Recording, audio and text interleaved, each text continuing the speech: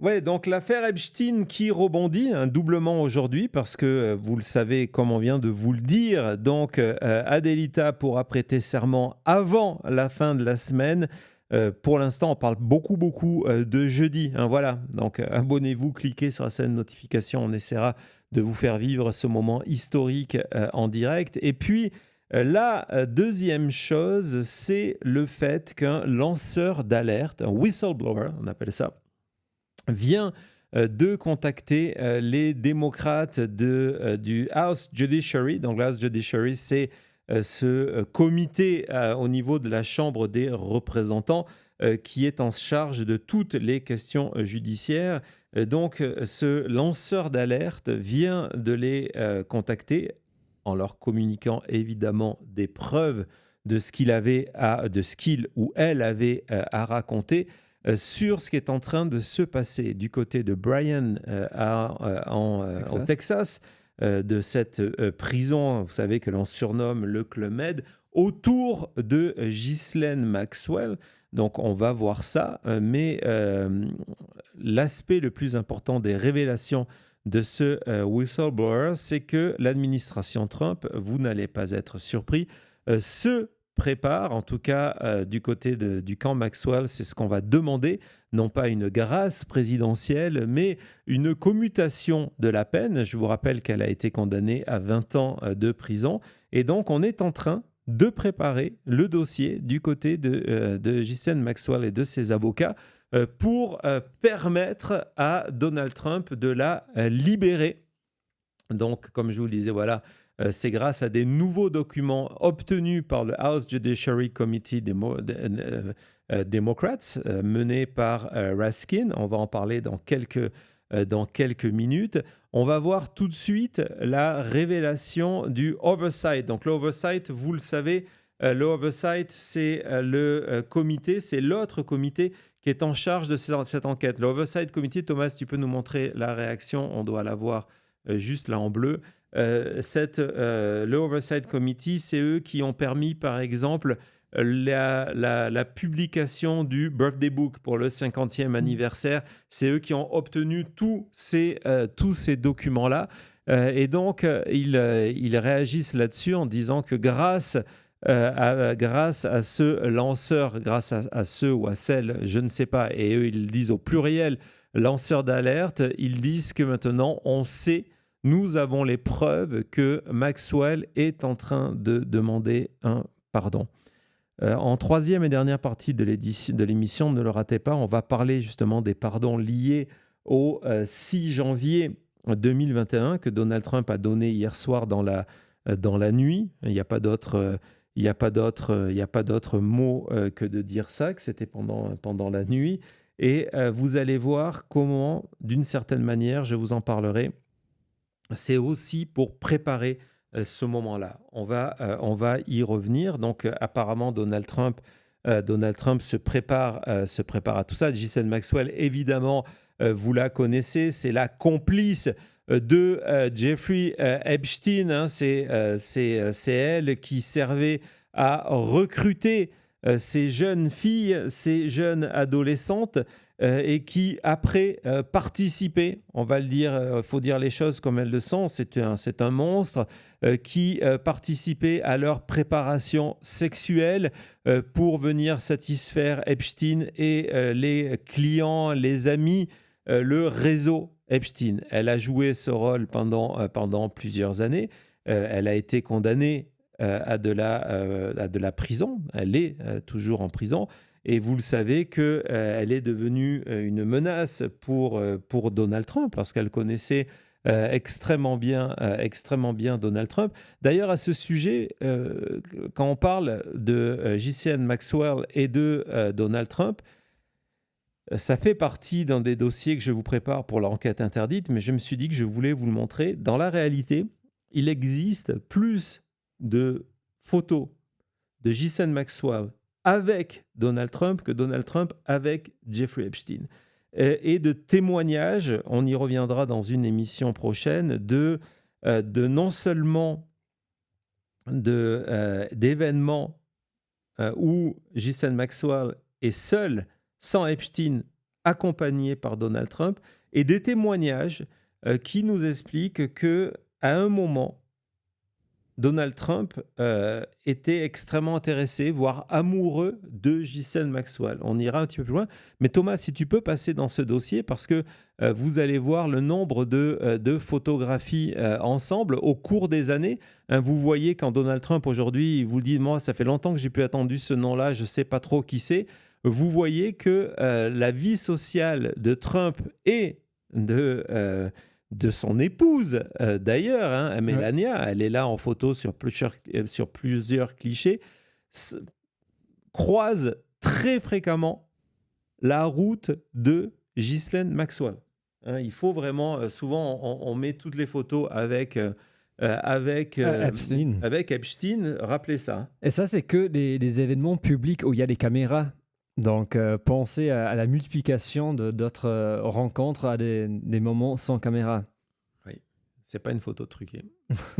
Non, c'est une véritable photo. Donc, Donald Trump et Ghislaine Maxwell, on se rappelle que en 2019, lorsque elle avait été condamnée, Trump lui avait adressé ses meilleurs vœux publiquement.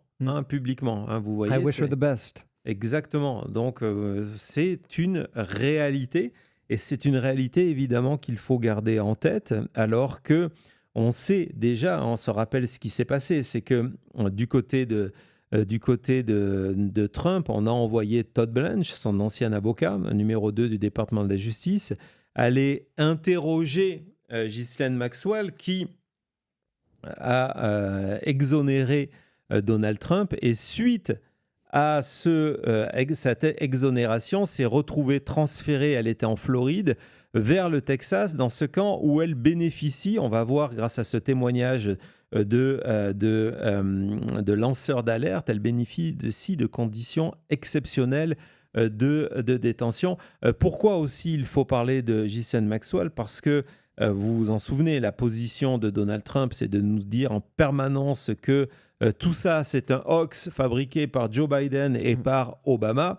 On vous a raconté ce qui vient de se passer avec Andrew Mountbatten-Windsor désormais, hein, parce qu'il n'est plus le prince. Le citoyen Andrew. Il n'est plus le prince Andrew. Et c'est pareil, vous avez des tas de clichés de Ghislaine Maxwell à travers les âges, accompagnant Andrew. Donc là, c'est avec Virginia Giuffre, qui était mineure à ce moment-là. On regardera où est placée la main de Andrew sur cette photo-là. Et derrière, vous avez Ghislaine Maxwell qui est là. C'était à Londres, dans l'appartement londonien d'Epstein. Cette photo remonte à ce moment-là. Et donc, grâce aux démocrates, hein, vous voyez, ils continuent à travailler, grâce aux démocrates de ce comité judiciaire, on en sait plus sur ce qui est en train de se préparer et sur les cadeaux, l'amélioration capitale des conditions de vie de Ghislaine Maxwell depuis qu'elle a accepté de défendre la cause de Donald Trump. Jamie Raskin, hein, qui est le démocrate leader de la minorité au sein de ce comité, vient d'envoyer une lettre à Donald Trump. Bon, il sait très bien que Donald Trump ne va pas la lire, mais c'est pour permettre de mettre parce qu'on se dit c'est peut-être ridicule de faire ces lettres. Non, c'est aussi pour le record officiel. Exactement, pour qu'elle fasse partie de la documentation officielle et qu'elle reste dans les archives et dans l'histoire. Et donc, il a envoyé cette lettre. Donc ça, c'est le début du communiqué du communiqué de presse de Raskin, où on voit que on développe ces deux idées en disant que la chef, la directrice de la prison, pamper. Donc, pamper, c'est lorsque on s'occupe de vous. Hein, lorsque vous allez, par exemple, faire des soins du corps, on parle de pamper. Donc, ça veut dire qu'elle a un traitement de faveur et qu'en même temps, elle vient de remplir cette application pour une commutation de sa peine. Donc, on ne demande pas à Trump une grâce, mais de juste de dire, bah, tiens, je raccourcis Ouais. sa peine, et donc quand on fait le calcul, elle peut être libérée. On voit que Raskin demande également que Todd Blanche soit entendu le plus rapidement possible dans le cadre d'un public hearing, donc dans le cadre d'une réunion publique, pour répondre aux révélations documentées, j'insiste une nouvelle fois, de ces lanceurs d'alerte. Donc cette lettre, évidemment, elle fait 6 pages. Je suis allé la récupérer pour vous et pour qu'on puisse en discuter. Donc voici donc cette première page. Vous voyez qu'elle est envoyée à Donald J. Trump, l'honorable Donald J. Trump, président des États-Unis. Mais après ça, il utilise quand même des termes comme vous avez menti. Exactement, on va voir dans les extraits, ça sera plus lisible et plus pratique pour toi, les extraits. Il revient sur la birthday note en disant de manière très claire, avec un langage extrêmement précis, on n'est pas dans le Washington Post, dans le New York Times ou sur CNN, on va directement au but dans ce courrier-là. Et donc, il écrit à Trump, vous avez menti sur votre niveau d'incrimination dans la note d'anniversaire à Jeffrey Epstein, et vous avez de manière ridicule dit que ce n'était même pas votre signature, alors que votre signature, il n'y a rien de plus clair. Personne ne peut rater une signature Trump, Trump, n'est-ce pas? exactement. C'est bien de poser les termes comme ça. Et donc, là, on revient sur ces nouvelles de Brian, Texas, où on voit que, comme on a dit, Maxwell vit une vie de vacances quasiment. Ouais. Et que donc, il y a cette démarche pour c'est pas un pardon, mais ce serait le même résultat de dire qu'elle serait libérée de prison à la place de faire la peine de 20 ans. Exactement. Donc, en rappelant que c'est une prédateur sexuelle qui a été condamnée, et que donc elle a lancé cette démarche. Et donc,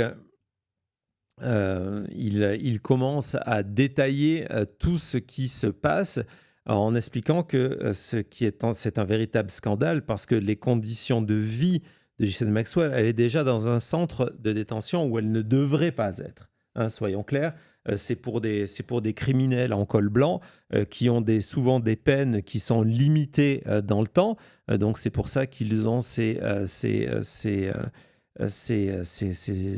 conditions de détention qui sont limitées. Et normalement, lorsque vous avez été condamné en tant que criminel sexuel, vous n'avez pas le droit d'être là. Et donc, il revient sur d'abord cette interview qui a été faite avec Todd Blanche en la détaillant, hein, comment elle a été, en fait, elle n'a jamais été challengée, elle a pu dire tout ce qu'elle voulait, comment, je vous l'avais montré, on a fait une analyse, Todd Blanche ne posait pas les questions qu'il fallait poser. Au contraire, il les évitait, il ne rebondissait sur rien, etc., etc. Donc, on avance, vas-y Thomas, dans cette lettre-là. Et donc, il dit, le pire, hein, l'exemple par l'absurde dans ce courrier-là, dans cette rencontre entre Todd Blanche et Ghislaine Maxwell, je vous rappelle que c'était avant que les démocrates du Oversight aient réussi à récupérer le Birthday Book. Et à ce moment-là, la position de tout le monde du côté de Trump, c'est-à-dire non seulement c'est faux, mais c'est pour ça qu'on attaque on attaque le Wall Street Journal devant les tribunaux pour diffamation, et on va demander des milliards de dollars.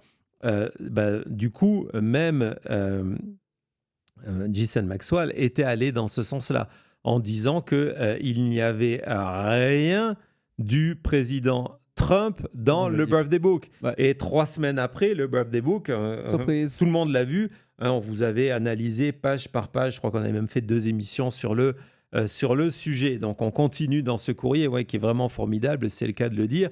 Et là, il détaille les avantages de Ghislaine Maxwell donnés. Donc, ce sont les témoignages donnés par les gardiens de prison, documentés par les gardiens de prison, de tous ces ordres qui vont à l'avantage. Il y en a un qui, dans son témoignage devant les démocrates, a dit une des raisons qui m'a motivé à venir répondre, c'est que j'en ai marre, après 30 ans de carrière, d'être devenue la servante de Ghislaine Maxwell en prison. Elle utilise le B-word pour dire, voilà, en fait, en plus, elle me traite très, très mal parce qu'elle sait qu'elle peut obtenir ce qu'elle veut. Ouais. Donc, on voit qu'elle a des repas sur mesure. Hein, vous imaginez la chose. Elle a des repas sur mesure, qu'elle mange quand elle veut, que son repas lui est apporté dans sa cellule pour pas qu'elle vienne se mélanger avec les autres personnes. Donc, c'est quasiment un service Uber Eats à la prison, de Brian, qu'elle a des réunions privées. Et ça, c'était le Wall Street Journal qui avait révélé ça il y a quelques semaines, qu'on fermait une partie de la prison pour lui permettre de recevoir, y compris des visiteurs qui sont venus. Écoutez-moi ça, parce que c'est une révélation dont je voulais vous parler cet été, le mois dernier, et on n'a pas eu le temps.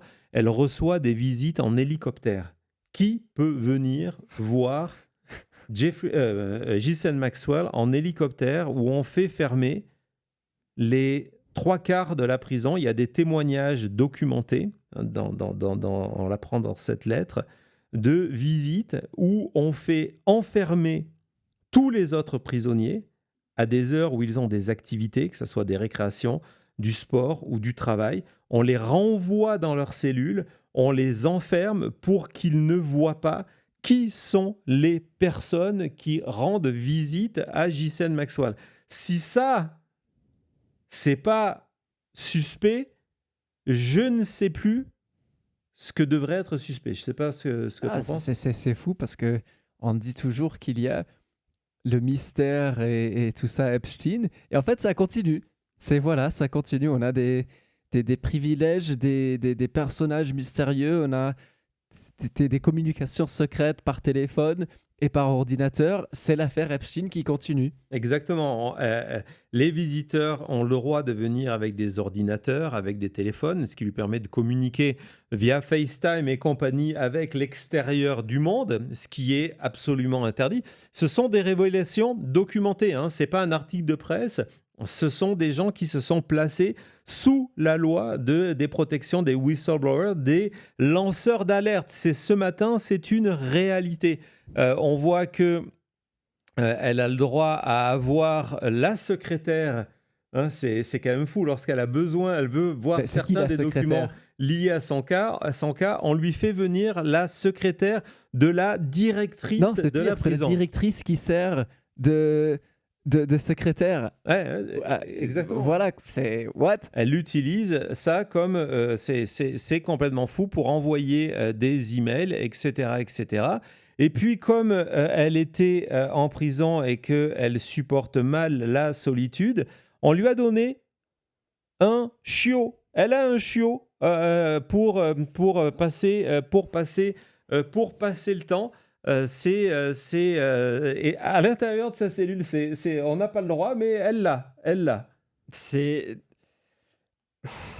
Je ne sais pas comment dire, quand on voit tout ce qu'on enlève aux Américains en ce moment, les aides et tout ça, et en même temps à quelqu'un qui est si horrible, on est en train de leur donner un chiot quoi, en prison, mais c'est n'importe quoi. Moi j'aime ce dernier point. Le dernier point, où on dit que voilà, Miss Maxwell voulait, j'imagine qu'on l'appelle comme ça là-bas en plus, Miss Maxwell, Madame Maxwell voulait aller faire un peu de sport.